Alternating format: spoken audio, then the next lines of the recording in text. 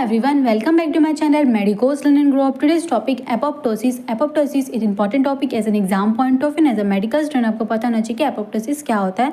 Then start करते हैं. Apoptosis is a form of coordinated and internally programmed cell death. तो apoptosis क्या है, ये coordinated होता है और internally programmed cell death होता है. apoptosis में क्या, जो cell death होता है वो programmed होता है.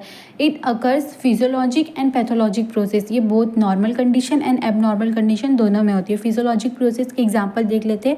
Organized cell destruction during the development of embryo. तो embryo की जब development होती है तो एक organized programmed cell का death होता है, destruction होता है. Involution of cell in hormone dependent tissues, example endometrial shedding, regression of lactating breast. तो एंडोमेट्रियल शेडिंग जैसे कि मेंस्ट्रुएशन होता है तो हर मंथ में एंडोमेट्रियल शेडिंग होती है. रिग्रेशन ऑफ लैक्टेटिंग ब्रेस्ट, जब प्रेग्नेंट वुमेन होती है उनका जो ब्रेस्ट का साइज़ होता है वो वापस नॉर्मल हो जाता है जब वो हार्मोन नहीं मिलते उनको, जब नॉर्मल प्रेगनेंसी के बाद नॉर्मल हो जाता है बिकॉज ऑफ द एपोप्टोसिस का. तो एपोप्टोसिस ये नॉर्मल कंडीशन में होती है. एक तो डेवलपमेंट ऑफ एम्ब्रियो में एंडोमेट्रियल शेडिंग होना, रिग्रेशन ऑफ लैक्टेटिंग ब्रेस्ट होना. देन पैथोलॉजिकल प्रोसेस क्या होता है, एबनॉर्मली कब होती है, cell death in a tumour expose to the therapeutic agent. उसमें सेल डेथ होना ट्यूमर में जब वो एक्सपोज करता है थेरापेटिक एजेंट को. In degenerative disease of central nervous system जैसे कि एल्जाइमर डिजीज और पार्किंसंस डिजीज, इसमें सेल डेथ होना जो कि एपोप्टोसिस होता है, एबनॉर्मली होता है जिसमें एपोप्टोसिस के थ्रू. देन इसका पैथोजेनेसिस क्या है. फर्स्ट तो जो इनिशिएटर होता है एपोप्टोसिस का, एपोप्टोसिस पैथोजेनेसिस क्या है, इनिशिएटर जो एपोप्टोसिस का होता है कहाँ से शुरुआत होता है, withdrawal of normal cell survival signal. जैसे ही कि जो सेल को सर्वाइवल करने के लिए जो सिग्नल्स आने चाहिए उनका विड्रॉवल हो जाता है, वो हट जाता है. जैसे example absence of certain hormones, growth factors. तो जिससे क्या होता है, इनिशिएटर होता है एपोप्टोसिस का, इनिशिएटर होता है और इससे कॉज होती है सेल इंजरी कॉज होती है. सेल इंजरी रिवर्सिबल भी हो सकती है, इरिवर्सिबल भी हो सकती है. इनिशियल स्टेप इन एपोप्टोसिस, जो सेल है वो एपोप्टोसिस हो वो इंट्रिंसिक भी हो सकती है और एक्सट्रिंसिक भी हो सकती है. इंट्रिंसिक किसके थ्रू होगी, माइट्रोकॉन्ड्रियल के थ्रू, और extrinsic cell death receptor initiate करेगा.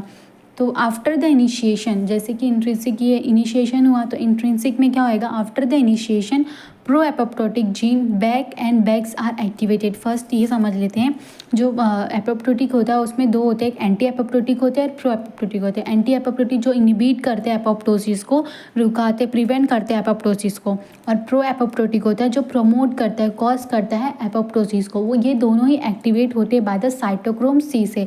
और ये साइटोक्रोम सी कहाँ प्रेजेंट होता है, माइट्रोकॉन्ड्रिया के ये अंदर प्रेजेंट होता है साइटोक्रोम सी. और हर सेल के साइटोप्लाज्म में कैप्सेस प्रेजेंट होता है.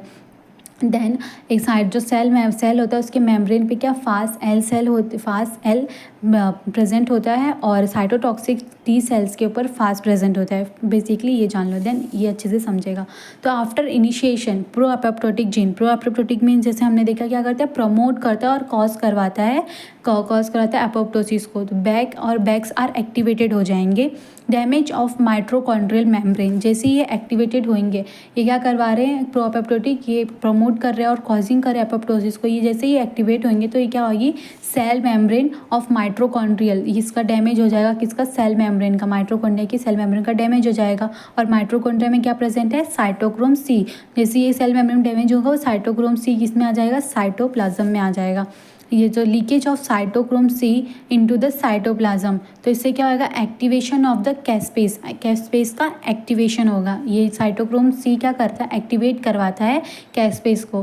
तो पहले तो ये माइट्रोकॉन्ड्रिया के अंदर ही रहता है, बट इसमें क्या हो रहा है, माइट्रोकॉन्ड्रियल का डैमेज हो रहा है because of the pro apoptotic gene की वजह से.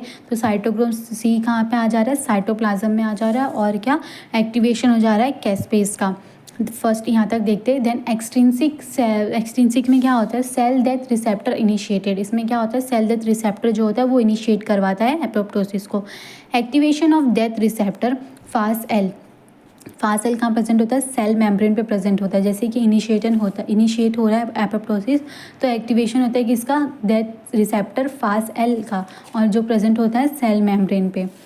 It combines with the fast present on the cytotoxic T cell और टी प्लस टी सेल इसको बोलते हैं साइटोटॉक्सिक टी सेल को। तो साइटोटॉक्सिक टी सेल पे जो प्रेजेंट होता है फास्ट और ये सेल मेम्ब्रेन का फास्ट सेल, ये दोनों कंबाइन होते हैं और इससे एक्टिवेशन बाइंडिंग होती है फास्ट और एंड फास्ट एल का, और एक्टिवेशन होता है फास्ट एसोसिएटेड दैट डोमेन, और ये फास्ट एसोसिएटेड दैट डोमेन की वजह से एक्टिवेशन होता है कैस्पेस का। ये दोनों में क्या हो गया एक्टिवेशन, एक्सट्रिंसिक में भी इंट्रिंसिक में भी दोनों का क्या किसका हो गया एक्टिवेशन कैस्पेस का, दोनों में। तो कैस्पेस उसकी वजह से क्या होएगा कैस्पेस कैसिडेज हो जाएगा। कैस्पेस कैसिडेज क्या करवाएगा सेल मेम्ब्रेन डिस्ट्रक्ट करवा जाएगा, जो सेल मेम्ब्रेन होती है उसका ये क्या करेगा डिस्ट्रक्शन करवा देगा, जिससे क्या सेल की डेथ हो जाएगी, प्रोग्राम सेल डेथ हो जाएगा। और जो भी सेल मेम्ब्रेन की जब डेथ हो जाएगी तो वो फाइगोसाइटोज हो जाएगी बाय द फाइगोटिक सेल के थ्रू। ये इस तरह से क्या होता है एपोप्टोसिस अकर्स होती है। एपोप्टोसिस क्या है एक प्रोग्राम सेल डेथ होता है, और ये दो टाइप के होते हैं एक्सट्रिंसिक भी होते हैं इंट्रिंसिक भी होते हैं। दैट्स इट, ये था एपोप्टोसिस।